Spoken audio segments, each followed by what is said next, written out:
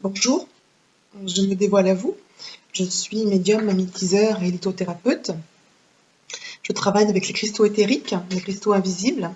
Je me connecte avec la conscience supérieure des maîtres ascensionnés, en intuition et avec l'intention, bien sûr, dans le but de soulager des maux physiques, mais aussi d'ouvrir un peu les consciences des gens qui sont un peu en recherche d'eux-mêmes, qui sont sur un chemin, un travail intérieur. Moi, je me plais à dire d'amour, un travail d'amour dans l'amour, c'est-à-dire aller un peu à la recherche de soi, de savoir qui on est et pourquoi toutes ces émotions, pourquoi ces blocages, ces peurs, ces croyances, et puis pour un petit peu savoir bien ce qu'on fait un peu sur Terre, ce qu'on a à y faire en tout cas, afin d'être épanoui, de viser la réalisation de soi, c'est-à-dire pas un but à atteindre absolument, mais un chemin d'éclaircissement, un chemin qui par tous les événements, les situations qui ont pu arriver au cours d'une vie soient un peu mis en lumière, élucidés, éclairés.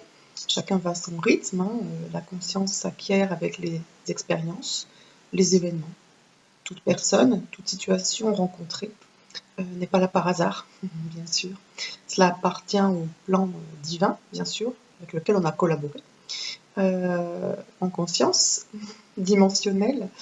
Et en revenant sur Terre, effectivement, la mémoire cellulaire étant coupée, eh bien l'oubli fait que on est complètement ignorant et puis dissocié de tout et de tous. Ce qui fait la souffrance et que chacun essaie de trouver une paix intérieure et l'amour, en fait. L'amour de tous, alors que l'amour est en soi et doit commencer par soi. Alors c'est pas être égoïste, hein, c'est justement savoir que ce qu'est l'amour, découvrir ce qu'est l'amour, et quand on s'aime soi, eh bien on est plus enclin à aimer les autres. Et puis quand on commence à s'aimer soi, eh bien on est plus enclin aussi à pouvoir s'aider et à aider les autres.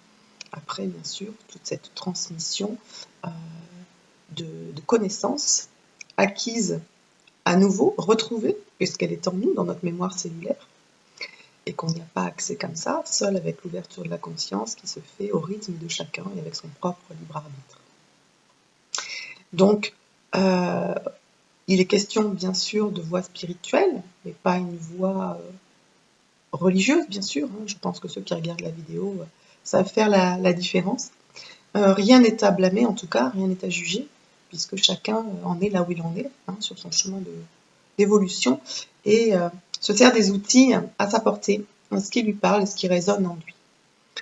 Je parlais tout à l'heure de personnes rencontrées ou d'événements vécus, des situations qui font l'expérience, qui font l'apprentissage de l'école de la vie, dans cette vie terrestre. Et là non plus, rien n'est à juger. Si on juge l'extérieur, les autres, c'est qu'on a tendance à se juger soi-même et à se culpabiliser. Et la culpabilité n'est pas la même chose que la responsabilité qui amène à la compréhension, bien sûr, ou la compréhension qui amène à la responsabilité. La culpabilité est quelque chose qui va ouvrir, bien sûr, des brèches dans tous nos corps, physiques et subtils, et qui va induire, bien sûr, la maladie, la souffrance et des pathologies plus ou moins importantes, en fait. Donc, le but, c'est un petit peu d'essayer de comprendre ce qu'est un chemin d'auto-guérison, c'est-à-dire que toute situation, toute personne rencontrée doit faire l'objet d'une acceptation et d'un lâcher-prise quand on sait que le hasard n'existe pas. On a demandé avant l'incarnation de vivre toutes ces situations et de rencontrer ces belles âmes qui sont des âmes élevées tout autant que nous, qui sont des êtres spirituels tout autant que nous, mais la conscience, comme je le disais tout à l'heure, ne s'ouvre pas chez tout le monde au même moment. On n'en est pas au même endroit, on n'est pas tous à la même heure sur le chemin de l'évolution. Donc chacun fait avec ce qu'il a. En tout cas, tout est porteur d'informations et d'informations positives. Quand on sait ça, je répète que le hasard n'existe pas et que les rencontres sont là pour nous éclairer beaucoup. On n'a pas à se soucier de ce que dit ou de ce que fait la personne en face de nous, mais de plutôt prendre conscience de ce qui résonne en nous.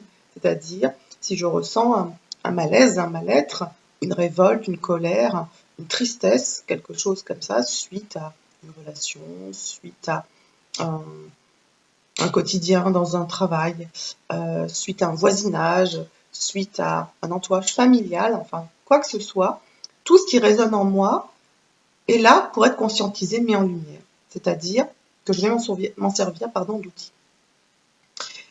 La souffrance, bien sûr, n'est pas indispensable, mais quand on ne peut pas l'éviter, elle doit être quelque chose qui doit éveiller notre conscience, élever notre esprit et notre cœur. C'est-à-dire que apprendre à se pardonner aussi, être dans l'humilité, apprendre à se pardonner, et donc à pardonner aux autres.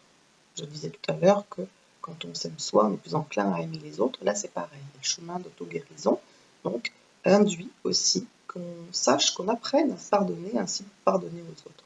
Personne ne fait exprès d'être ce qu'il est. Chacun fait avec ce qu'il a, comme il peut, à chaque moment de sa vie. L'essentiel étant d'être soi-même, d'être vrai. C'est-à-dire difficile de ne pas enfiler un masque, puisque dans la vie terrestre, l'ego mental est notre protection. C'est une fausse protection, bien sûr, une fausse force, mais c'est quelque chose qui se met, qui se met en avant comme ça, par réflexe d'autodéfense, bien sûr. Donc, vu d'en haut, quand on comprend un peu ce mécanisme-là, on est peut-être plus enclin aussi à apprendre et à savoir, en toute logique, je dirais, pardonner, bien sûr. Pardonner ne veut pas dire excuser ce que la personne a fait, c'est son problème à elle, mais que simplement de s'en détacher et de s'en détourner quelquefois. Alors pas s'en détourner dans la colère ou dans le jugement, dans la pensée négative, mais dans quelque chose qui a servi de toute façon, qui était là, qui est utile, qui fait partie du plan. Et que on doit remercier. Qu'on doit remercier, même si on ne voit plus la personne. Il faut savoir qu'un lien est indestructible. Il n'y a que la source pour pouvoir agir dans ce sens-là, et elle ne le fera pas. Pourquoi? Parce que la source n'est qu'amour.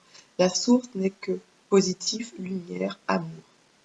Donc tout simplement, c'est à nous de nous éclairer sur notre propre chemin avec tout ce qu'on a demandé de vivre.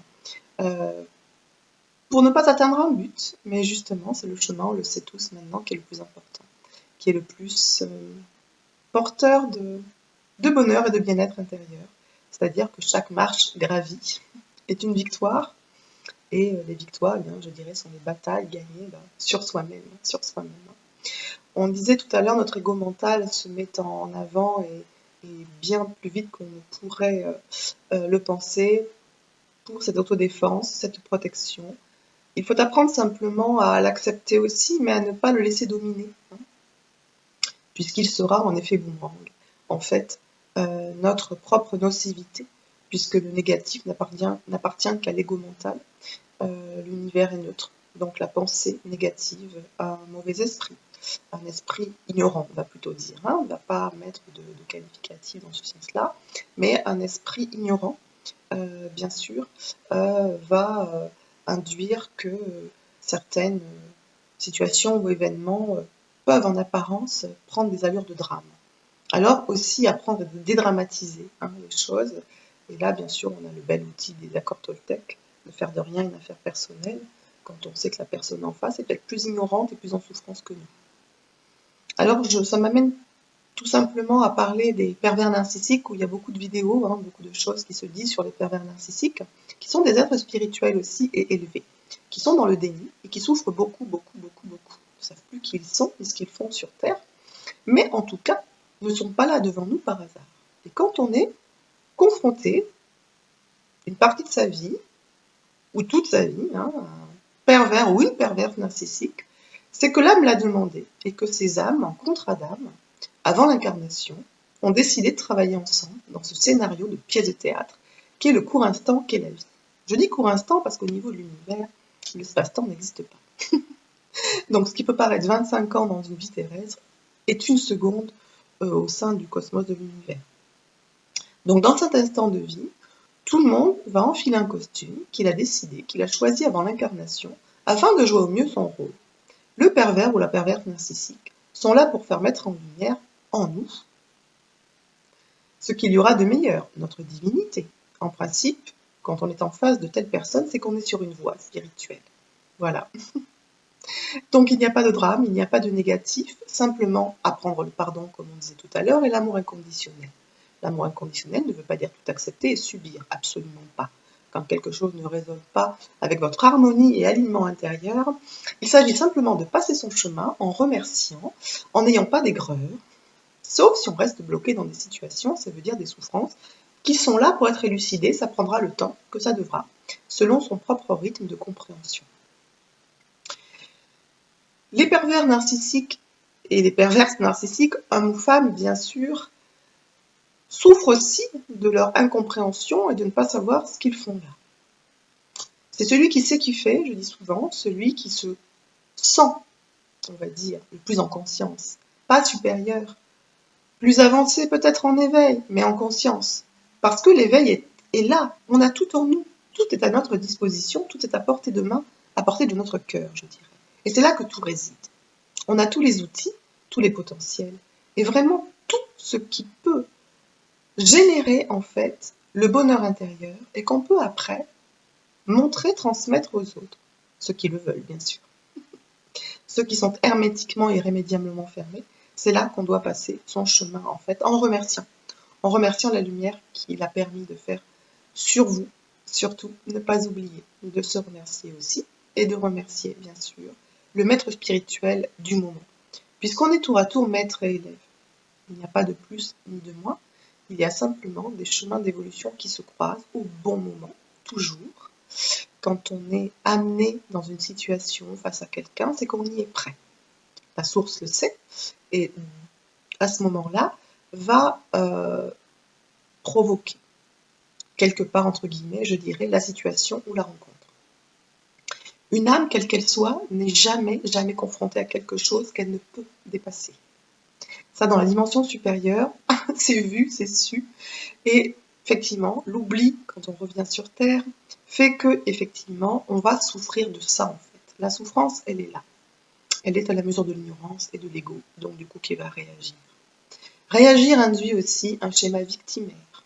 Un schéma victimaire va tout de suite faire état de bourreau et de victime. Mais en fait, il n'y en a pas de bourreau et de victime. Il n'y a que des gens ignorants et en souffrance sur le moment. Donc forcément, la personne qui se croit toujours victime, eh bien peut être le bourreau, et le bourreau est la personne qui se sent aussi victime.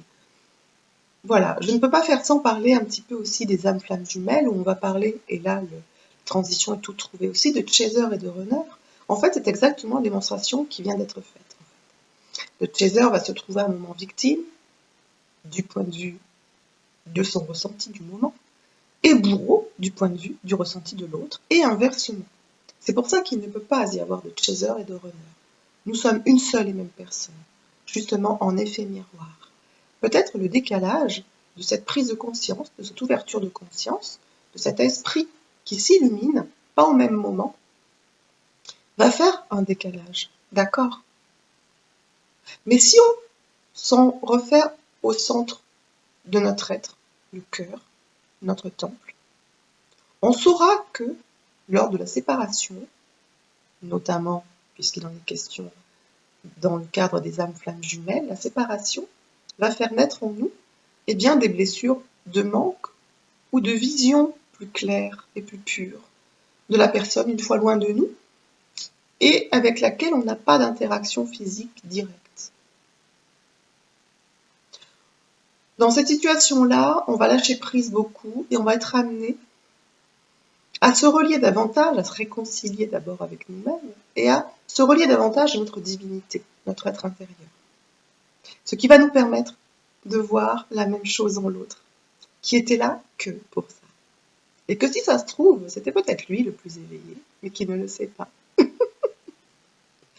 Tout le monde est détenteur de connaissances, le tout c'est de la retrouver en nous, dans nos cellules, cette mémoire très souvent endormie, et qui fait l'oubli, et qui fait justement l'ignorance et la souffrance de nous, des autres. Un être en souffrance, quel qu'il soit, chaser, runner, éveillé, moins éveillé, quoi que vous vouliez en fait, eh bien, ça va générer une souffrance, une ignorance. On évitera de dire bête et méchant, on dira ignorant et en souffrance, puisque voilà, l'intelligence, c'est aussi une prise de conscience. C'est pas un acquis, c'est pas quelque chose qui s'acquiert forcément dans les études ou dans l'érudition, mais quelque chose qui est dans notre patrimoine, je dirais, dans notre mémoire cellulaire à nous, avec tout ce qu'on a déjà vécu, appris durant toutes nos vies, quelles qu'elles soient, et qui fait que tous ces outils vont ressortir à un moment ou à un autre. on peut voyager léger, puisque tout est en nous, et que nous sommes le tout, en fait. Rien ne doit être dissocié, ni les autres, de nous-mêmes. Et cet effet miroir, justement, vient de nous rappeler. Cette vidéo est un message de paix, d'amour et de lumière, justement pour dire que le négatif n'est qu'en notre ego mental, en fait. Ignorant et en souffrance, du coup. Toujours le même principe, en fait. Hein, c'est pas très compliqué, en fait, tout simplement. Il y a un processus, un principe à connaître. Et que la négativité, n'appartient qu'à notre esprit qui, au moment de notre état de mal-être, de doute, de peur, va justement pencher vers la noirceur et quelque chose de négatif. Dans l'univers, il n'y a pas de négativité, il n'y a pas de trou noir, comme commencent à le dire certains scientifiques. Ils disent qu'après, en fait, il y a la lumière, il y a Dieu. Dieu que l'on peut appeler truc, machin, Vishnu, plante verte, ce que vous voulez, ce qui vous fait plaisir, ce qui vous résonne en vous, en tout cas ce qui vous va le mieux, mais tout en sachant que ce n'est absolument pas quelque chose de dogmatique. Ce n'est pas une doctrine non plus, ce n'est pas religieux. C'est simplement ce qui brille en vous. L'état de divinité, c'est justement, on va pouvoir appeler le zen ou quelque chose, c'est quelque chose qui s'apaise une fois que le cœur est ouvert et a parlé, et a donné sa version réelle de la vision des faits et du ressenti après coup. Ce message de paix, d'amour et de lumière est fait pour tous les êtres, en fait. Pour conscientiser, en fait, que tout être vivant est respectable et que chaque être vivant a une conscience, une mémoire, des vibrations, et que c'est très très très intéressant et passionnant de pouvoir, à travers tous les règnes qu'on a traversés, faire la reliance avec ça. Nous ne sommes donc jamais éloignés de la nature, nous en venons, nous en faisons partie, c'est notre mère, créatrice, la terre-mère. Et puis, l'esprit que nous allons déployer par rapport à ça, avec en parallèle l'ouverture du cœur, justement, dans cette conscience d'amour, de paix et de lumière. Savoir que tout est relié. Retrouver cette mémoire, au-delà de la mémoire cellulaire, justement pour qu'elle s'éclaire sur notre chemin terrestre et justement s'inscrive dans nos cellules. Et là, nos cellules se régénèrent à tout âge, à tout moment. Il n'y a pas de mots non guérissables, il n'y a pas de choses non dépassables, non pardonnables. Il n'y a que des étapes de nos vies, plus ou moins difficiles, selon nos éclaircissements, selon notre conscience du moment, mais tout est à vivre et tout est à prendre. Rien n'est à juger, rien n'est à blâmer.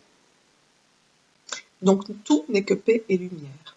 Vous pouvez dire que je parle bien à ce moment-là de cette vidéo, c'est parce que le chemin, je l'ai arpenté dans tous les sens du terme, que quand on est pour être dans sa mission de vie, thérapeute spirituel, le chemin peut être très très atypique et très chaotique en apparence, mais il n'y a rien à regretter. Si je devais faire le même chemin, je le referais, bien sûr, plus aisé avec la conscience du moment, mais sinon, si la conscience était ouverte à ce moment-là, il n'était pas à faire. Donc tout est utile, tout a un sens et tout est positif. Sachez que la pensée négative ou positive, vous le savez déjà, crée. Nous sommes acteurs, créateurs de nos vies, que nous le voulions ou pas, en conscience ou inconsciemment. Le calme est à faire quand le tumulte envahit trop le cerveau, le corps en souffrance. Il y a des thérapeutes, justement, qui font des soins pour aider, apaiser et guider. Et j'en fais partie. Et je suis très, très heureuse d'en faire partie. Voilà. Si vous avez des questions, des demandes d'éclaircissement sur tout ce que je viens de dire ou d'évoquer, je ferai d'autres vidéos en son temps, quand je le sentirai. Voilà, quand je sens que c'est le moment, pour parler voilà, d'un peu tout ça, pour faire cette reliance justement, pour que rien ni personne ne soit exclu ni dissocié. Une personne exclue s'exclut elle-même, hein, toute seule, sans le savoir, sans le vouloir. Des moments d'isolement et de retraite sont nécessaires à ce bien-être justement, pour recouvrir recouvrez cette paix intérieure dont nous sommes tous animés et dont nous avons tous envie. Mais voilà, au-delà des techniques, il y a ce travail d'amour dans l'amour, comme je l'appelle, ce chemin d'auto-guérison qui n'appartient qu'à soi-même, dont on est le seul thérapeute et le seul médecin. Donc je guide dans ce sens-là. Rien n'est à faire à la place de personne. Tout est à transmettre, à guider avec amour, paix et lumière. J'ai créé un site il y a maintenant plus d'1 an et demi, www.lithoval.fr, où je survole un peu tout ça, où j'ai essayé de simplifier au mieux. En tout cas, j'ai fait avec ce qu'il y avait à l'intérieur de moi à ce moment-là. Je serais peut-être amenée à aller plus loin selon les vidéos que je sentirais de faire à partir de maintenant, au gré du vent, au fil de l'eau. Voilà.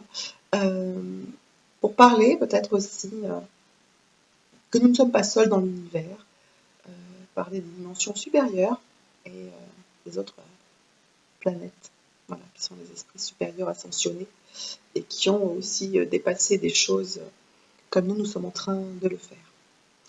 Voilà, je vous souhaite le meilleur et je vous dis à bientôt. Merci.